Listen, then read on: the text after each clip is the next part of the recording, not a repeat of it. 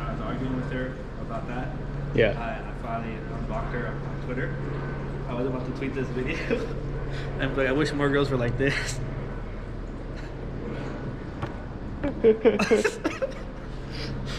But I don't want to. That's awesome. Okay, got the live stream set up. We're 26 seconds in. Now I need to send it out to the world. Turn off my phone. Live stream. Have you seen my Dash 10 AM? Uh-huh.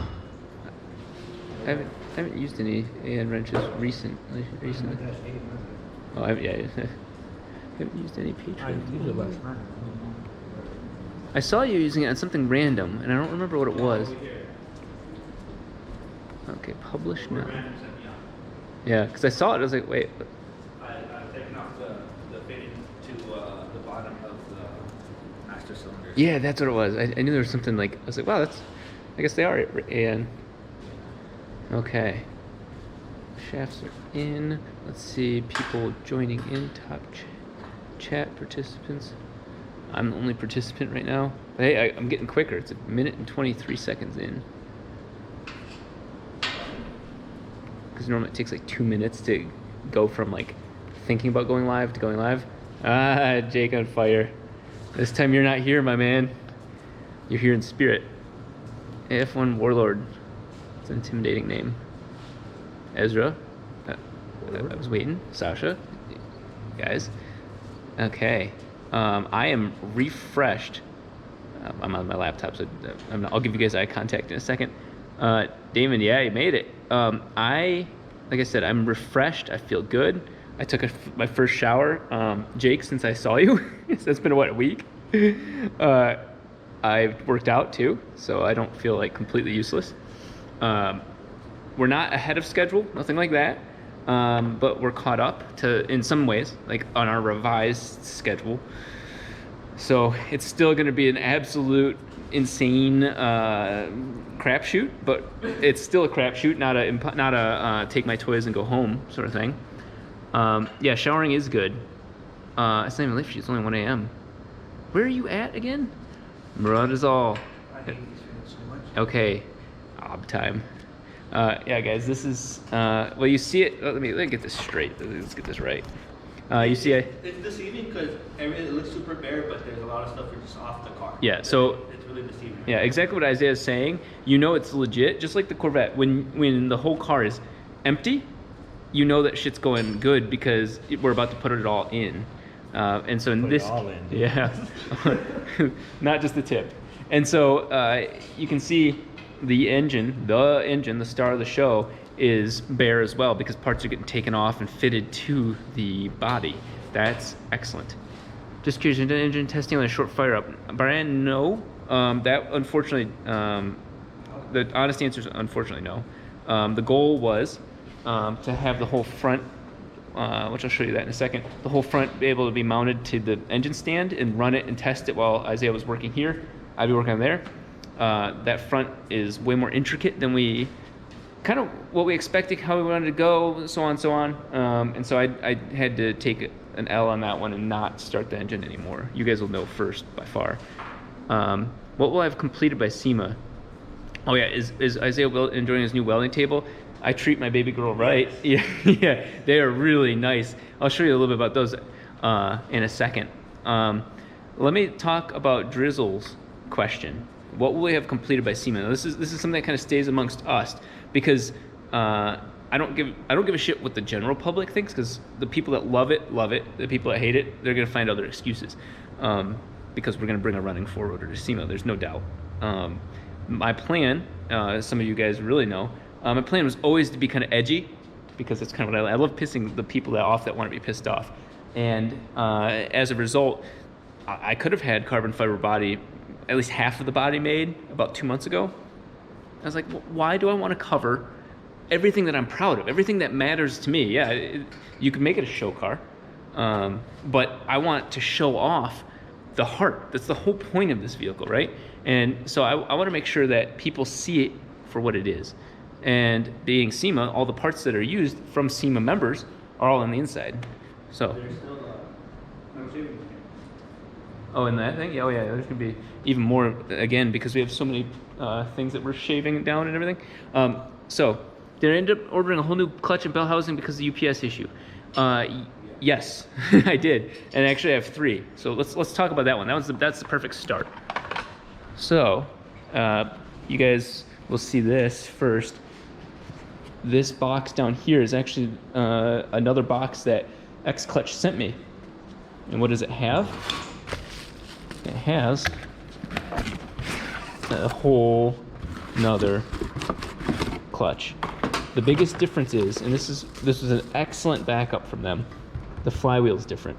It's not as lightweight, especially on the outer edges, so more rotating mass, but they scrambled because they were afraid of any sort of negative social media stuff, which it wasn't their fault, but they were worried, so they went and pulled this out of, I don't know where, they said it wasn't possible originally, and got that in case. Because that's 1, there's 2. So I got it all installed, and I did this whole video last night, about 4 videos behind in editing, of testing that with the backup solution. So that is the T2 bell housing that we have. And Get another O-ring for this? I don't know if this is an O-ring or what. What's that for the bottom of the dry sump? Strainer. Oh, for the strainer? Nah, I'll leave it. I've got spares though. If it's not leaking, we don't need to mess with it. Because that one's not high pressure either. And so we tested this with this and the throwout bearing, the slave cylinder, and it worked. Everything was on the correct. It was on its bullshit. Is basically that's the easiest way to say it. All of this worked. One of the, yeah. Isaiah's rubbing off on me. How do you bend the ass on Instagram? Yeah. So in this case, something I didn't realize until the engineers at X Clutch told me, you don't put this directly on here. You back it off about 5 millimeters because as the clutch plates wear, these teeth come out. And so you always have the ability to use your clutch even as it's wearing down. If you have it like this, when the clutch wears down, you actually lose ability to put power through it because it's just going to slip. So I learned that one. That'll go on the inside of here, but obviously on the billet bell housing. So we've been busting ass on all of the other things necessary to get the good engine in here. But I'm gonna go back to the screen for a second. What did we possibly do one side closed, one side naked? Yeah, that was actually also an idea of mine, but I don't think so. I think it'd be easier just to have them all the same. Renders and made in plexiglass. Yeah, but is the body coming along? Yeah. So that's the thing, is that the body absolutely is. I'm a perfectionist when it comes to the body work, and what's going to end up happening for video content too, but really it's hiding the fact that I'm very particular about what I want. We're going to do final touches to the ship body in fiberglass and Bondo until we get exactly what I want, and then we'll make molds from there and then rescan it so I have the final thing. Yeah, Robert, that was using DHL, and I actually recorded him dropping the clutch off. Yeah, Brandon, Fine Rob's clutch, that was nuts. I didn't want to say it publicly, but it was very clear that everybody doing that was the reason UPS hauled ass and found it on its way to the Lost and Found. They did lie. UPS lied. They said that the shipping label fell off. It didn't. They covered it with the second shipping label when they changed shipping numbers. So that I don't even care. I'll let it lie. Lassie, hey. Am I gonna have air conditioning in the car, making it nice to drive around? There's nothing nice about driving this thing around. But we were joking about putting air conditioning in it. We do have room. We actually do have room to put air conditioning in it. I'll show you that in a second. Yes, drizzle. That's the main thing. Is the carbon fiber drive shafts. So ignore the masking tape or the packaging tape because those were to cover the holes that they had to drill. But this is the very first shot of the front drive shaft properly mounted. So like I said, this can come off. I just left it on there because why mess with it? And so we still need to get some of the pieces from Jim Reel to bolt these into place. But like I said, this will come off and all the carbon fiber will be exposed. I've just finished up the whole rear. So as I spin this wheel, you can see differentials love to just spin the other side first, you know, path of least resistance. But there you go, guys. That's very, I had a very interesting moment. It was a very kind of personal moment when I saw this all put together. You know, that we can put power to the rear of the vehicle now. So it could be a rear wheel drive vehicle. Because you think about it, the engine's running, idling, idled at 850 RPM perfectly. I've got a good transmission. The transfer case, without doing anything to it, just is a solid link to the rear. And we've got a rear diff, and so the car can drive. Right now, as far as I'm concerned, a day of work and the car can drive. The front wheel system is there. That's what's amazing about it. This is privately, I'm not too crazy about this setup. I get it. It's what you use with U-joints to make your drive shafts removable. Not my favorite spot to put it. That was supposed to be put on the back one. I wanted this to all be carbon fiber up to this U-joint, but beggars can't be choosers. Something else I want to point out, I don't know how I'm going to handle this publicly because I don't want to make fun of anybody, but you guys see the gaps on these? Those gaps are not going to affect performance, but the trade-off was that they would help us do this experimental thing if they used my project as a test and as a training. Well, the problem was the guys that were training used a chop saw, and they fucking went on a weird angle, and they just went straight through it. And you know, what chop saws do, and you know, we just kind of had to make peace with it because it was a training experience. Isaiah is currently working on the front cover for this because this is now much larger, and we're gonna have another mount back here, which is nice. These little wings didn't come on the other version of this diff, so that's awesome. I have the high angle CV right there. Goes across. That's probably going to be the most photographed part of the car, is the front of the engine with that drive shaft. Let me grab that for you. Check the screen a little bit more. Fuel cell in too. Yep, fuel system's almost already there. How much of the engine drivetrain will be covered up? I'll be honest. I love leaving all of it as exposed as possible. Rust proofing on the frame, yes. Ultimately, we're already going back and forth about the look, because you know I want it to be beautiful, but I want it to look subtle. So we'll see there. So this is probably the most important drive shaft or axle in the whole car to me, because it goes in the world, because it goes from here into that steering wheel like that. The wheel loves moving. It'll go in at some point if I find what makes it happy. There, found it. There we go. So that goes across and then goes into the flange and CV joint on this side. And look at that. You can see it working beautifully. So I need more bolts because these bolts are hitting these bolts, and so things are colliding. That's fine. Got more things ordered for this diff, but we got it, guys. just like that meme I did in the last video. Ladies and gentlemen, we got it. So I had way too much fun making that, and it was funny because before I even finished editing the video, I'm like, Isaiah, hey, I need you to take a look at this. I was all serious, and I had him watch the beginning of the video, and his laughter made me know for sure that was the right way to make that video. So yeah, rust proofing on the frame. I don't want to be grinding around, or do you want me to wait? But yeah, wait just a sec. Yeah, we're in the process. I can do stupid stuff. Okay, we're already doing stupid stuff. So this is that front cover for that diff. So we are actively Isaiah and I are constantly working. There's no stopping. I have an issue that I have to take care of on this engine before it even remotely goes in.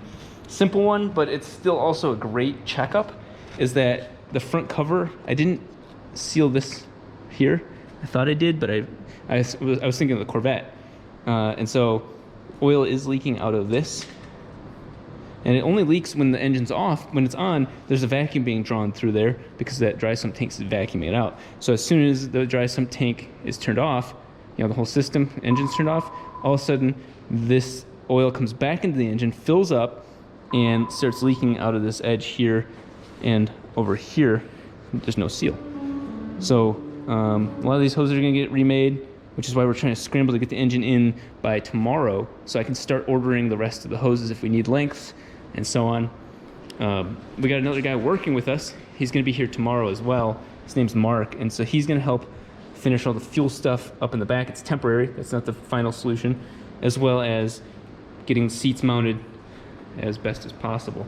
This is neat because this is the first moment the seat has been fully mounted. These seats are actually kind of shitty. They're amazing seats, but they're, so let me show you this. This is kind of funny.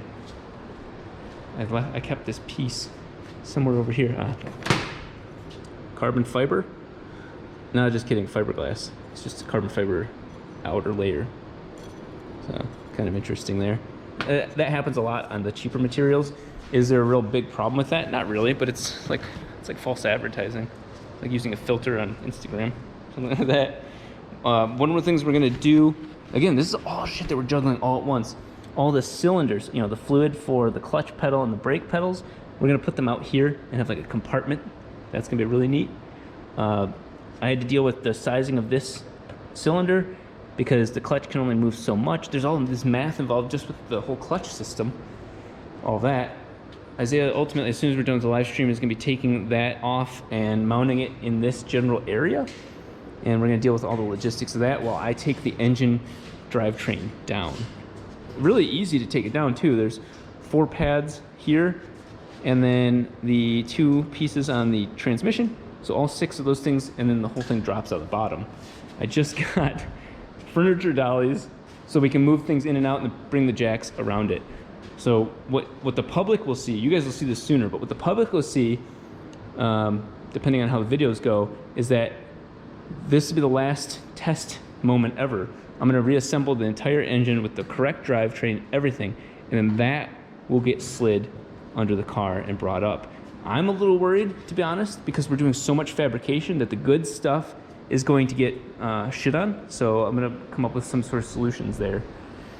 Carl has his drift car here, S15. I didn't realize those don't exist in the United States. Not too familiar with those. I went and did a lot of work on this top rail. You can see it. I wish I had a lathe, but those were sticking out way too far and caused us to have to cut more of the top part of the firewall. And thank God, not the VIN number. It's close, but not the VIN number. Wow, it's silky smooth. I'm looking at the playback. Yeah, the silky smooth smoothness here. Okay, let's see. I'm going back to the questions. Hopefully you didn't pay for that. Yeah, Brian, question about discount on the shafts. Yeah, considerable discount. So that worked out. CVs are so effective, work the angle with no binding. Yeah, Ezra, those are 40 degrees, and that's exactly the maximum angle for my steering. I will break them. I absolutely will break them. But I'd rather have them break and make enough power than to not use them at all. This drivetrain is not going to last 50,000 miles, you know? How many days before the engine goes in? That's Monday. So tomorrow, so 24 hours, the new engine will go in. Let's see. Oh, you asked me and then answered. Okay, find a belt to drive everything. Yes, Adam, I did find that. It's also been filmed. I haven't edited that yet. But I went and ordered, there's so many teeth in those belts.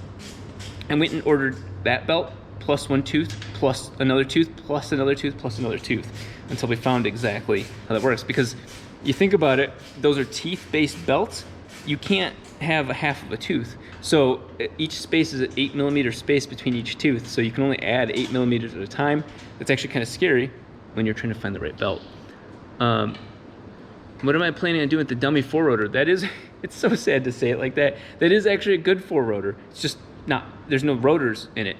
But those are actually really good irons. The only housing is the back one is bad, but everything's all trashed from people cutting, welding all over it. So that's why I don't want to do that to the new one. Let's see, yeah, ordered quite a few back. It is an S15 with a V8. It's his name used to be Fat Boy Drift, but Carl Thompson. Carl is the one who sold me that motor. So it's really funny that in New Zealand 6 months ago, that car and that motor were sitting in the same shop, probably next to wherever they filmed Lord of the Rings. Let's see.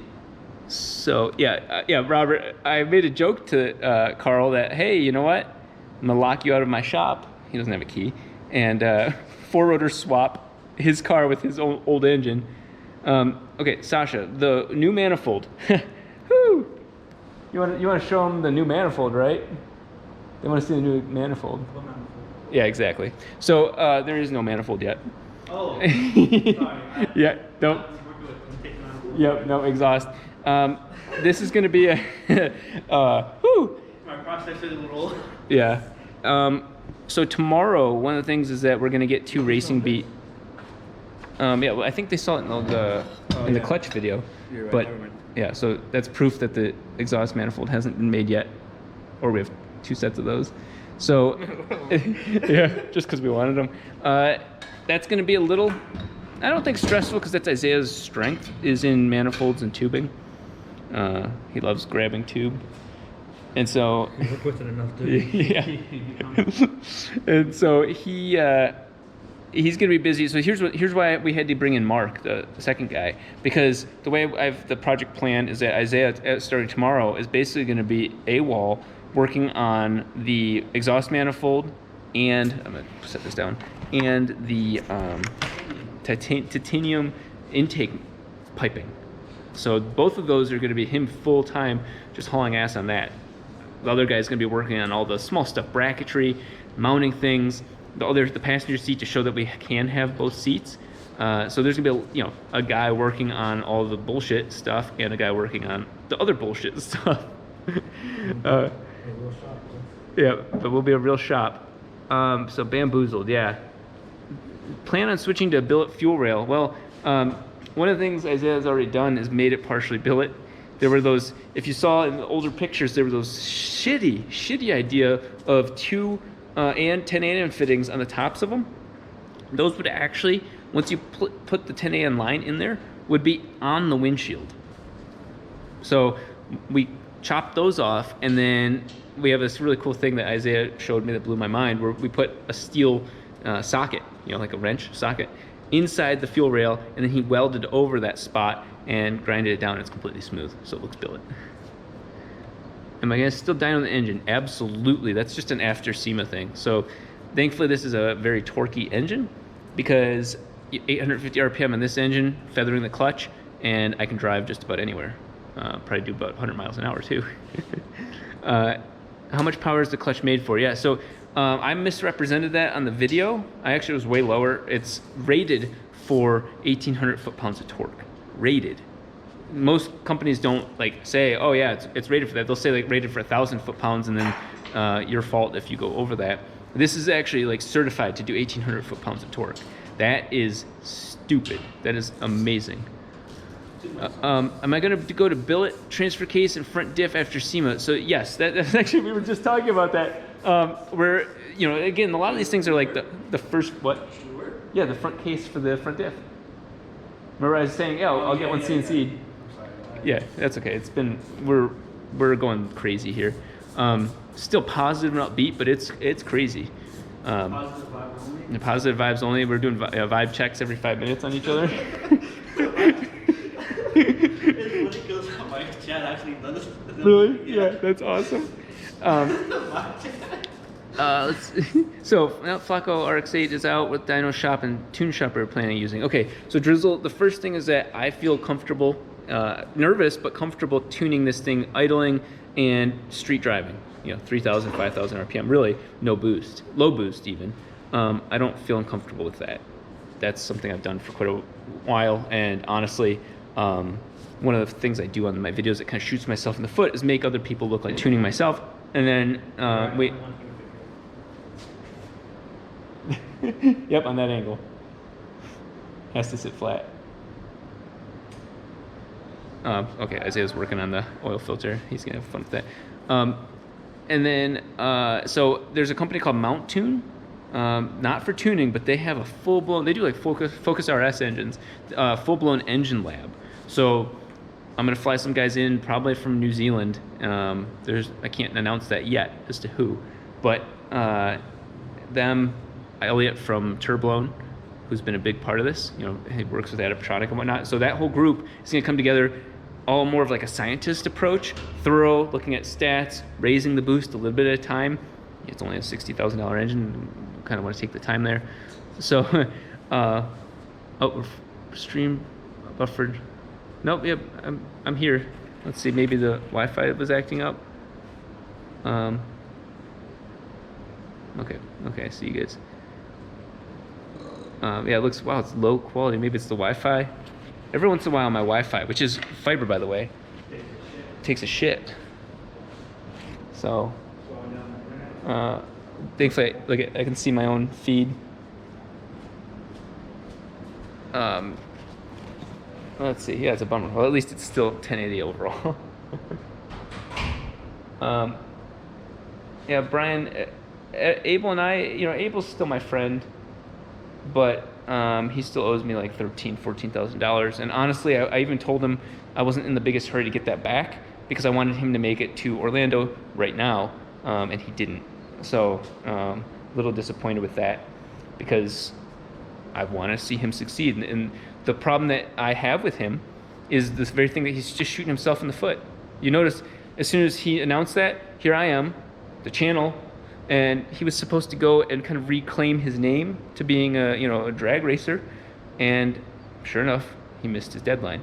That's what he's been doing to me for 2 years, and that was unacceptable. I waited way too long. So I borrowed money from him? No, God, no. I have paid him plenty above. He owes me about $13,000 in parts that he has not gotten. And so it's pretty much, I'm just being kind, I'm being polite, but if he's gonna treat business like business, I'm not happy. And the reason he did the whole public thing is actually because of Isaiah, just to give you up to speed. Isaiah used to work for him a while back. I had to pay Isaiah to stay working with Abel. Abel doesn't know that because Abel owed Isaiah a lot of money. And that's why the Corvette got done, is I was like, Isaiah, I need you to help me with the Corvette. I don't want to go around Abel, but he owes you a lot of money. I'll pay that just so that you can help me with the Corvette. And so you can't fuck people over. You can't do that.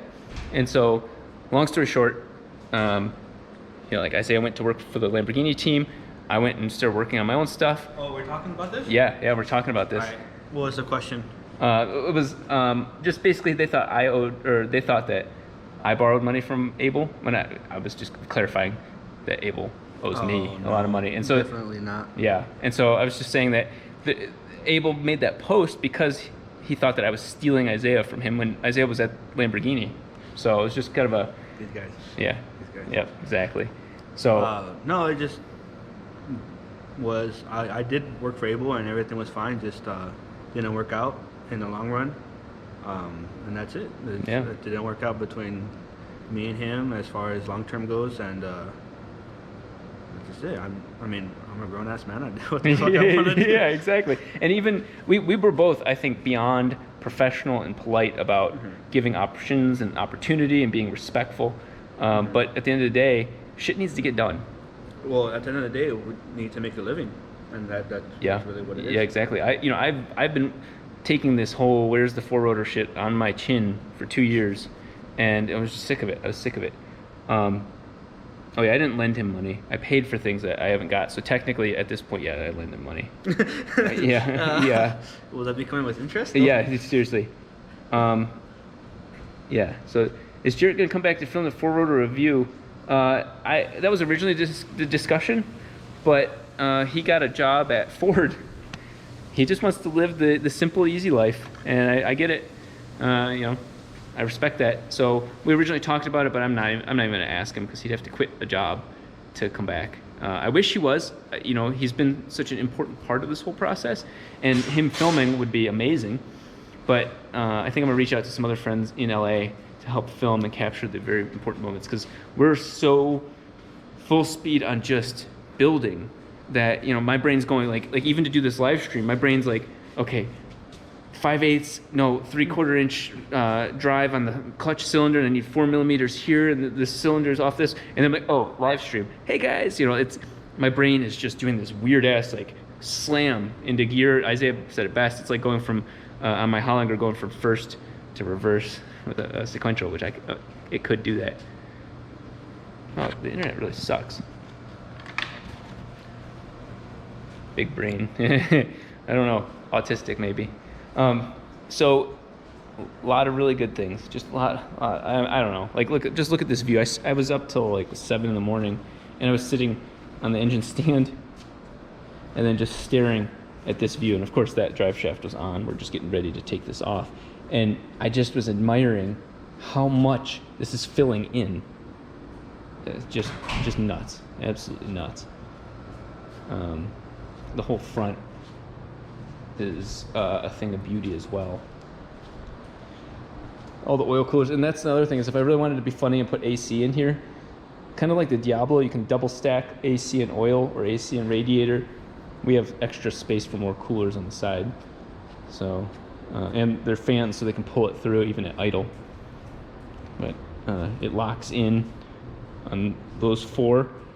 And then we're going to be running, one of the more controversial things for us is that we're going to be running the coolant lines under this incorrectly heightened chassis, but that gives us this basically 2.5 inch gap for us to run coolant and oil lines without having them trying to go up and over drive shafts and all that sort of stuff. So it's going to be almost like a tucked engine bay, and we're going to have these spacers on the on the chassis that protect all of those from anything getting hit. Of course, there's going to be a splitter on the bottom. The entire bottom is going to be carbon fiber or titanium flat paneling, but that has to mount to something, and that will all protect the hoses under there.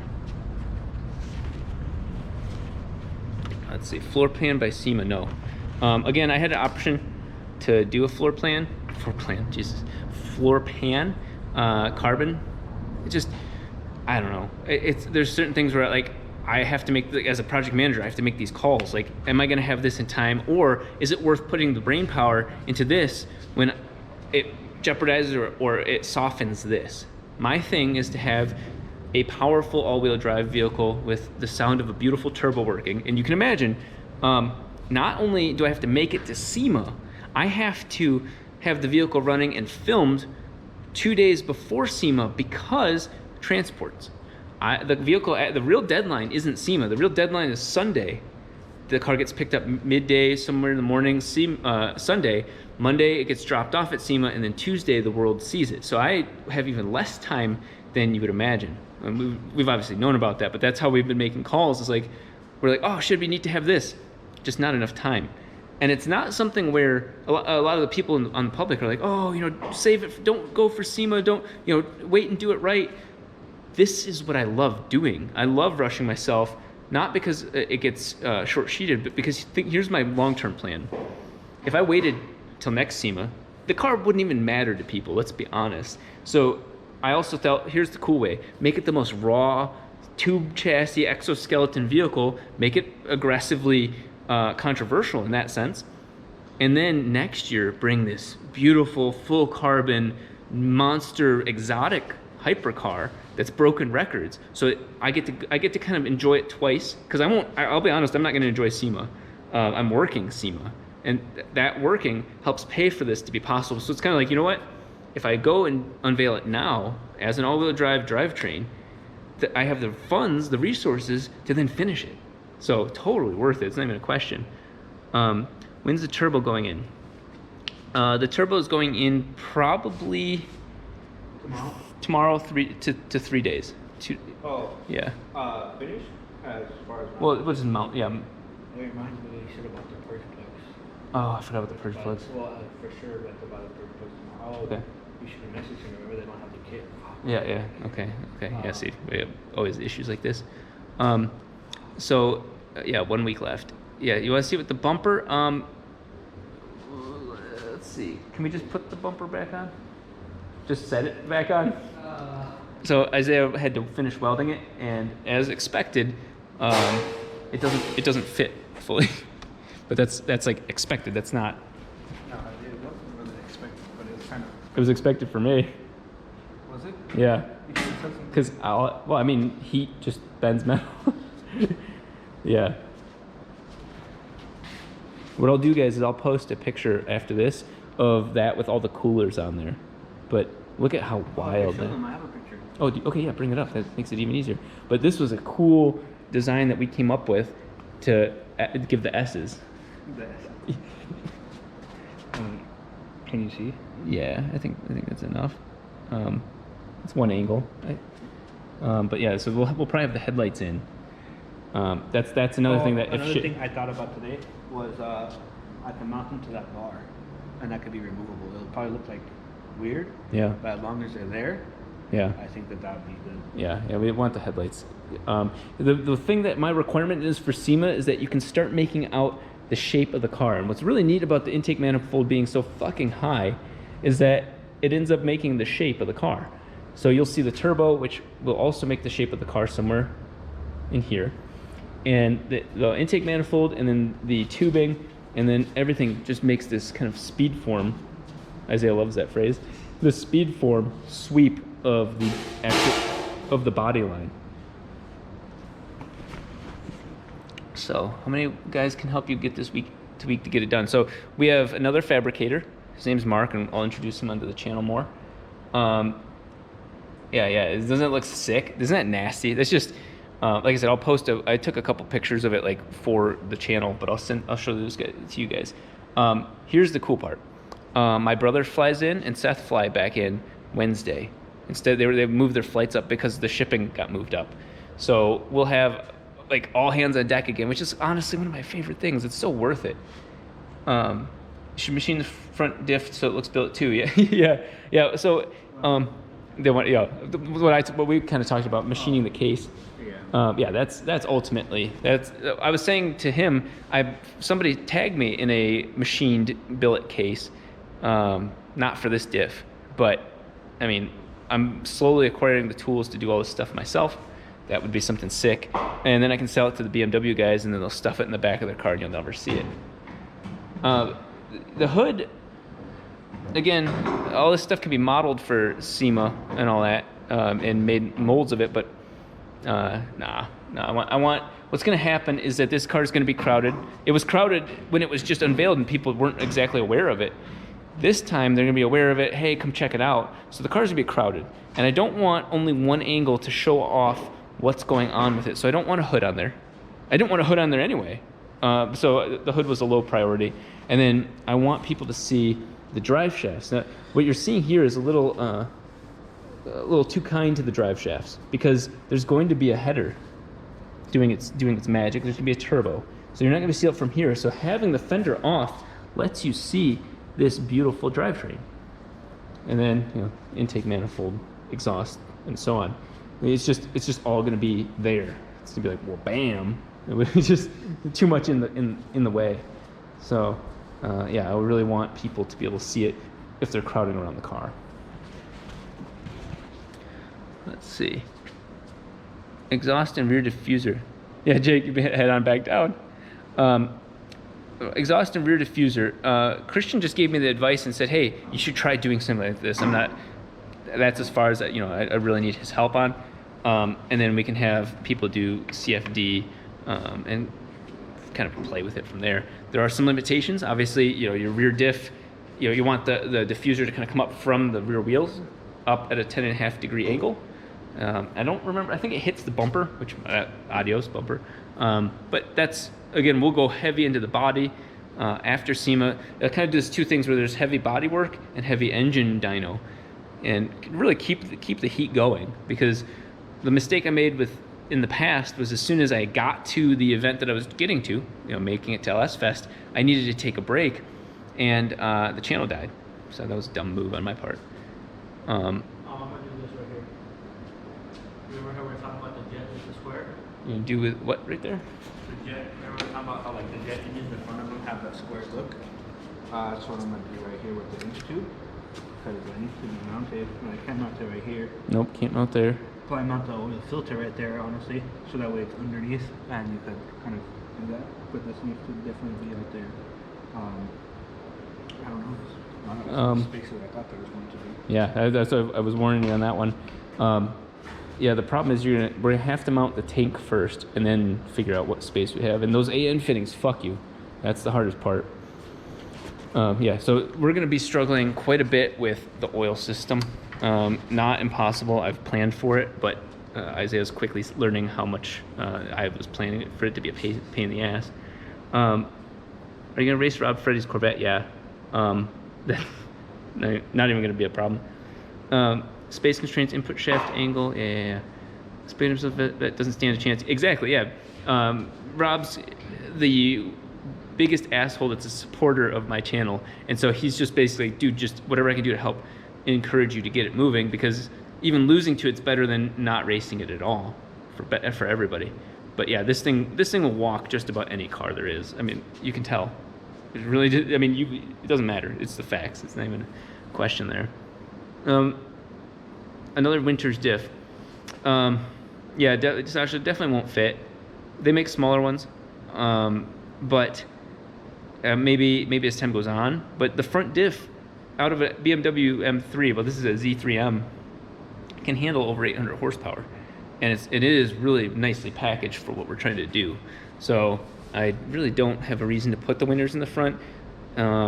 It does make quick changing gears a little difficult, but realistically, when I'm quick changing and trying different gear ratios, I'll just switch it to rear wheel drive. I mean, it is rear wheel drive by default, so I don't even have to run the front wheel drive, and we can test out the ratios to see if it feels right. Yeah, so racing the Unicorn. So David, I think I mentioned this in the last live stream, but one of the biggest bummers that Ken Block mentioned is that he's contractually not allowed to be in a vehicle that's not a Ford. So that kind of bums me out, because my goal was to have him drive this. He'd love to. You can, I mean, who wouldn't? And have him give his opinion and experience compared to the Unicorn. So that won't happen. That legally can't happen, just because of, you know, hey, I would love to be in his spot too. But maybe the reverse. Maybe I get to ride in the Unicorn. Maybe, you know, there's things brewing, and that would be a dream for me to experience what it's like in somebody who can drive those cars and to feel the difference between them, his and mine.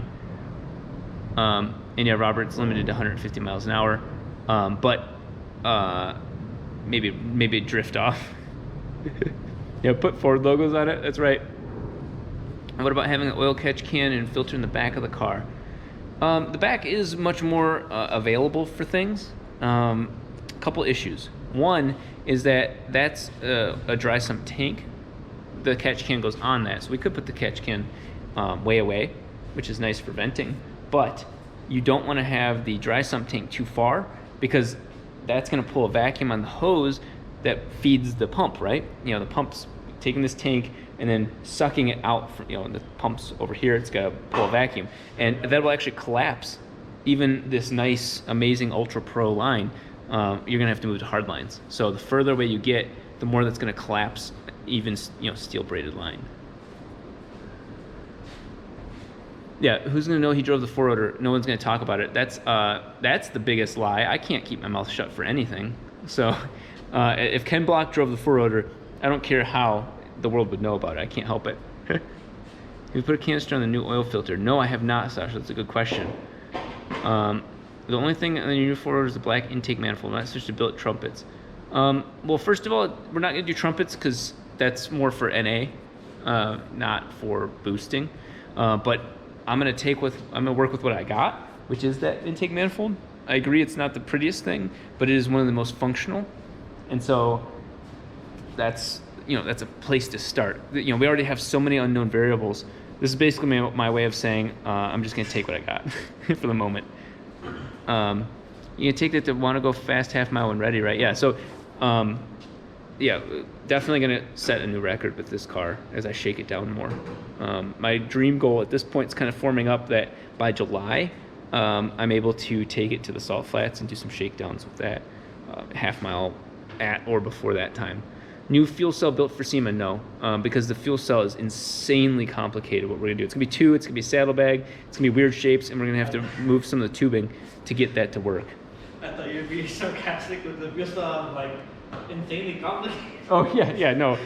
They asked if I'm gonna put a new one in. I'm like, nope. You should let the Stig drive it. Yeah, that you know who the Stig is? The real one, the last one anyway. I'm not supposed to know this. Don't do it. Okay, I won't tell it. I won't say it then.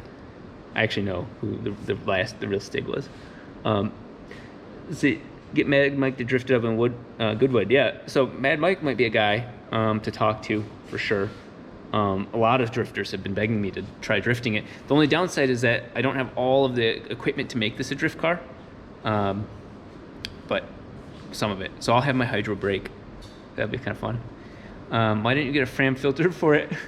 And you know what's funny is that I will have probably a Fram or something like that, because the second I don't know if it was Ezra or I think it was Sasha that asked, the second oil filter actually has a normal cartridge filter. So the first one kind of screens out the stuff that you saw in the videos, and then the second one filters all the way down to 10 micron.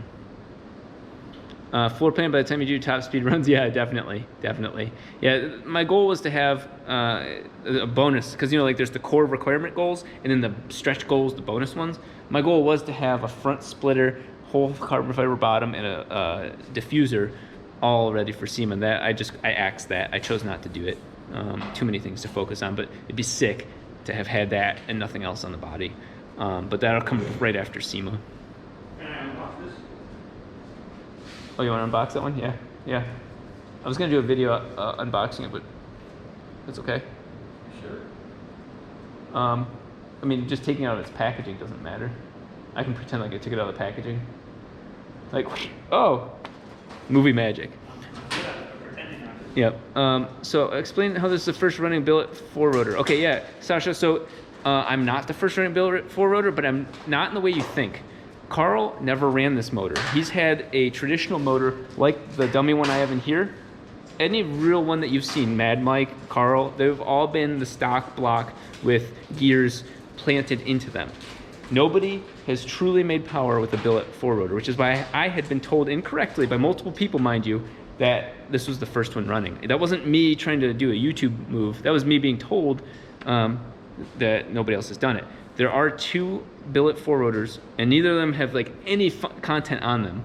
I'm still by far the first with this whole setup, but there's a company in Australia that has built one or two. One for sure that's running some sort of drag car for Dubai. Nobody's seen it though, which is why when I did my own research, I thought I was the first, but I was not. But yeah, so Carl did not have this in his Lexus. He was going to, and then he went to the S15. And so the Lexus went over to a guy named Jesse, I think, and it still has that engine, the bones, not bone stock, it's not bone stock, but the all stock irons with the bearing mod to it. Logan, thank you. Yeah, it's this is honestly probably the most rewarding phase of this car, because instead of being told what to do by Abel, it's exploring what to do and learning and making decisions on my own. And Isaiah is an excellent person to work with. I'm not kissing his ass because he can hear me. It's just neat because he's letting me be me, but also giving his experience. So he'll say, if that's the weird idea you have, I'll do it. But it's a very even like, hey, what do you think? What do you think? That's my favorite thing. Whereas honestly, I had difficulty working with others because it's like I'm being told what I have to do, and I want to try things. I like to manage by measurement and not just be told, hey, this is what works. I want to understand why. Speaking of that, you want to hear my idea? Okay, so yeah, you're guys gonna see that sort of. This is how we interact when the camera's off. They're the two oil coolers or oil filters. Another thing was how deep of an oil filter are you going to run? I don't know what size, but that's a pretty beefy oil filter. Deep size. Yeah, that's what I'm saying. Because it's so big, it's going to be deep because of high flow. Hell yeah. Yeah. From what I've read, I don't have that. I can tell you. Yeah. So I was thinking of mounting this guy flat right here, because obviously these guys have to be flat. I'm thinking of doing a plate from right here, about right here. That's the size of the thing of this. Come down, bend right here, so that way that's straight up. This is flat, so that'll be flat. And then I was thinking of building something to make this another level, because I don't want to do anything between these guys. Yeah. I can do something 90 and make that flat too, actually. And then this guy could fit I think I'm gonna. right there, but it's gonna be leveled and weird. Yeah. Well, the steering's there, so you can't do that. I hate that. I know. So here, I'll tell you what I think is gonna happen. This is definitely gonna end up In the middle? somewhere. I thought in the middle. See, yeah, somewhere I up like here. the middle. No, you're stupid. No, just kidding. That's it. So that's the well, you guys get to see it. This is the baby one, and it's got a traditional filter on the bottom, and so this one was supposed to be milled out, and this one was supposed to be the distribution for the whole car, but that is not the case. So that one's got the really fine screen for filtering out bearings. That screen's actually not as fine, which whatever. It's just another screen in case shit comes off of the oil coolers that breaks a chunk of slag or whatever. It gets caught again and then gets filtered out. So making our lives difficult with two of these. So we'll figure that out. But you guys are seeing in real time, we've got to figure a decision-making process. The issue is these pedals come out to about there. So we can't have anything past that. And that's Steering. pain, and then the steering comes right here, and then of course gas pedal somewhere in that corner, and life sucks. So that's real time, the sort of challenges that we're dealing with in between filming videos. First users B2B awesome collab. I don't remember the solution for the R30 transfer case was, but assuming you're going to have to add upgraded internal clutch. Yeah, so Dane, I was told, and this is not experience, this is being told, that the guys in Australia use almost the bone stock GTR transfer case and make 1,000 wheel all day long. I'm sure there are upgrades, but we'll find that out together. But I'm not gonna just take that one and just launch it, because that one's used. So we'll rebuild it anyway, and if there's some guy that's like, yo, dude, I do those, and here's the correct way to do it, I'm gonna listen. What's happening with the steering? One of the nice things about the steering is that this is post SEMA, so during SEMA you'll see another one of many issues that we just have to eat shit on. Yep, that's a shit eating situation over there. Is that the steering rack comes up like this.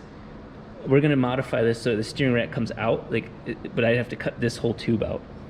So because we now know where the carbon fiber drive shafts are, we can angle the steering rack better, and that'll give us a better angle over there. Because right now it goes up and then over, and you get this really, really lumpy steering input.